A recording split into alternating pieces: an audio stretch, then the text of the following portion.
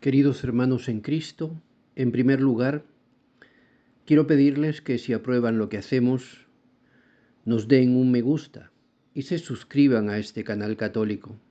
Así llegaremos a más personas llevando la luz profética del Señor. Como siempre, antes de empezar propiamente el tema que motiva este esfuerzo, quiero hacer una oración a Dios Padre, un Ave María y un Gloria. Lo haré en latín, el idioma eterno de la Iglesia, temido por los demonios y por toda la simiente de Satanás. In nomine Patris et Filii et Spiritus Sancti. Amen. Pater noster, qui es in celis, sanctificetur nomen tuum, adveniat regnum tuum, fiat voluntas tua, sicut in cielo et in terra. Panem nostrum quotidianum da nobis hodie, et dimitte nobis debita nostra, sicut et nos dimittimus debitoribus nostris, et ne nos inducas in tentationem, sed libera nos a malo. Amen. Ave Maria, gratia plena, Dominus tecum, benedicta tu in mulieribus, et benedictus fructus ventris tui, Iesus. Santa Maria, Mater Dei, ora pro nobis peccatoribus, nunc et in hora mortis nostre. Amen. Gloria Patri et Filio, et Spiritui Sancto, sicut erat in principio, et nunc et semper, et in saecula saeculorum. Amén. Bien, queridos hermanos, he puesto de título la dubia último combate de la Iglesia antes de su juicio y condena. Por una razón obvia, porque es un combate que se da a puertas del sínodo de obispos. Este sínodo de obispos será sui generis para la Iglesia, esto es, con la presencia y participación activa de laicos y religiosos invitados. Tomemos debida nota de ello. Para quienes valoramos y damos importancia trascendental al sentido profético de las Escrituras y consideramos imprescindible para nuestro completo entender al propio catecismo de la Iglesia en todos sus numerales, para el caso específico el 675, el 676 y el 677, lo que a todas luces se dará con este llamado sínodo de obispos es un juicio a la Iglesia, muy parecido al que hizo Caifás y los sumos sacerdotes contra Jesús hace 20 siglos, incluso con testigos falsos. La intención es la misma, darle muerte. Siendo este sínodo de obispos en realidad mixto porque en él no solo participan obispos, sino también muchos laicos y religiosos, a quienes se les dará voz y voto igual que a los obispos, precisamente por haber sido concebido así, desde ya va a ser ilegítimo. Con cierto sentido profético lo advirtió en su obra Democracia en la Iglesia, nada menos quien más tarde sería un querido papa, entonces aún sacerdote teólogo Joseph Ratzinger.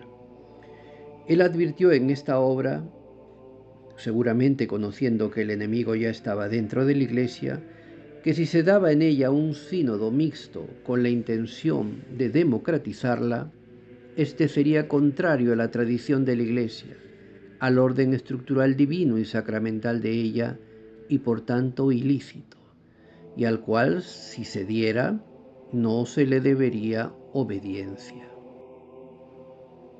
Hoy no vamos a entrar en los detalles de la dubia de los 5 cardenales que caminan con Cristo: Juan Sandoval Iñiguez de México, Robert Saraj de Guinea, Joseph Zheng Zequin de China, Raymond Leo Burke de Estados Unidos y Walter Brandmüller de Alemania. Ya tratado en muchos medios católicos. Menos nos ocuparemos de las respuestas a la dubia que aparentemente fue obra del neocardenal Víctor Manuel Tucho Fernández, pero firmadas por Francisco. Nos centraremos en la parte profética.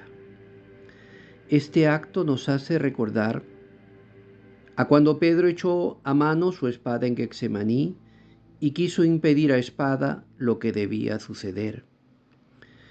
Los 5 cardenales mencionados y a consideración de ellos, aunque ya partió a la casa del Padre, debemos incluir también al cardenal Pell, se han unido y valientemente han desenvainado la espada para dar con la dubia un último combate antes del sínodo de los obispos, absolutamente lícito en defensa de la fe, mas casi simbólico para dejar sobre todo constancia de su fidelidad a Jesucristo. Quiero creer que ellos saben que no hay forma de evitar la condena a muerte de la Iglesia, y que también hoy nuestro Señor Jesucristo, como se lo dijo a Pedro entonces, podría rogar a Dios Padre su auxilio, y de inmediato Él pondría a disposición 12 legiones de ángeles para salvar a la Iglesia de la cruz. Mas entonces, si así fuera, ¿cómo se cumplirían las Escrituras? El sínodo de los obispos es un fraude montado por la falsa iglesia, la impostura religiosa del 675 del Catecismo, para condenar a la iglesia de Jesús a muerte, y en reemplazo de ella sea la impostura religiosa, la iglesia del mundo, la que ofrece soluciones fáciles a precio de la apostasía, la iglesia sinodal que están creando. Vivimos a juzgar por todos los acontecimientos las últimas estaciones del Vía Crucis de la Iglesia. Esto debería doler a toda la Iglesia, pero el cuerpo místico de Cristo, que vive ya un cisma, parece haberse reducido solo a los pocos fieles y pastores que viven este dolor.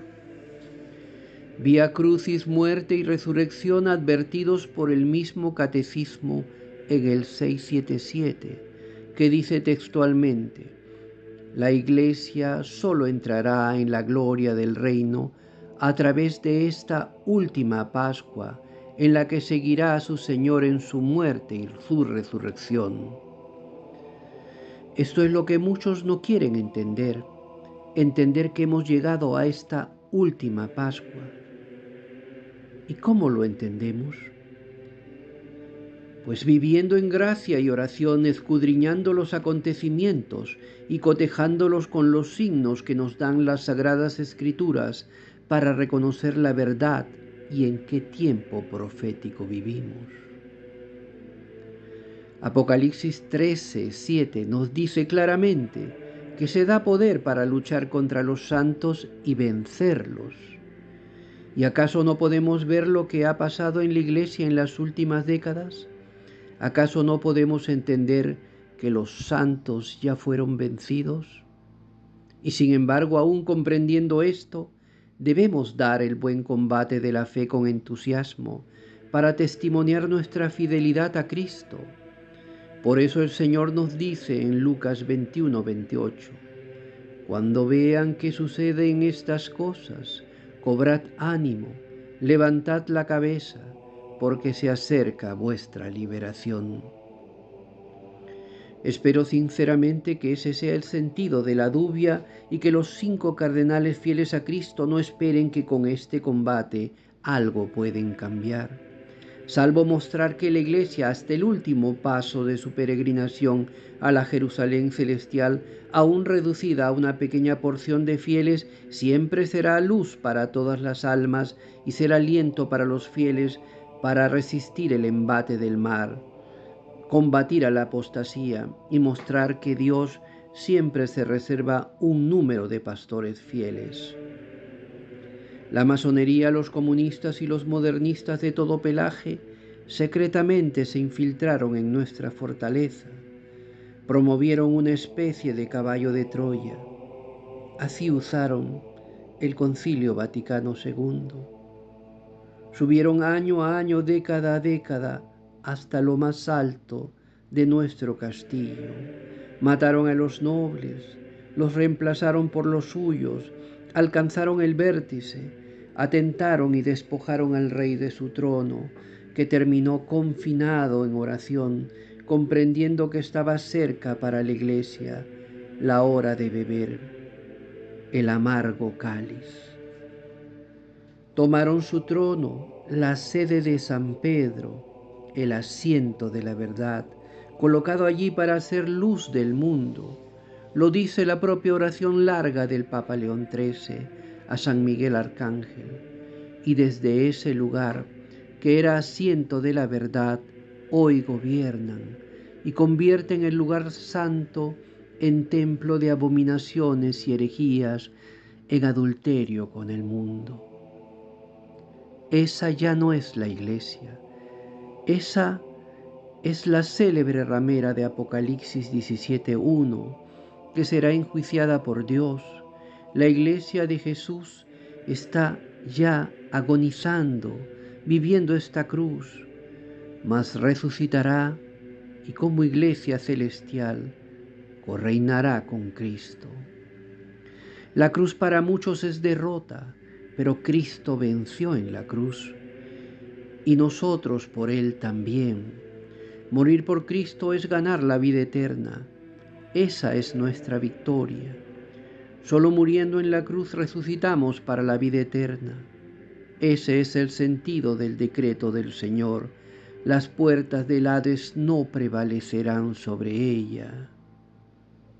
Y no como algunos creen, que la iglesia peregrina es eterna e indestructible. No, hermanos, la iglesia peregrina termina viviendo la cruz más grande al término de su peregrinación, al final de los tiempos, y hemos llegado a ese final. Los fieles no deben temer la cruz y la muerte, porque es abrazando la cruz que la iglesia alcanza la victoria, porque su victoria es la resurrección, promesa de nuestro Señor. Tomémonos de la mano de María. Su corazón es hoy nuestra arca, refugio seguro. Con ella en gracia, al pie de la cruz, en oración reparadora e intercesora, con los pocos hermanos laicos y sacerdotes que abrazan la cruz a la espera de la llegada de nuestro Señor, como las vírgenes prudentes en la noche oscura de la fe. Me alegra la dubia de los 5 cardenales, porque yo lo entiendo así: querer dar testimonio que ellos hasta el final están con Cristo y no se hacen cómplices de este perverso sínodo de los obispos.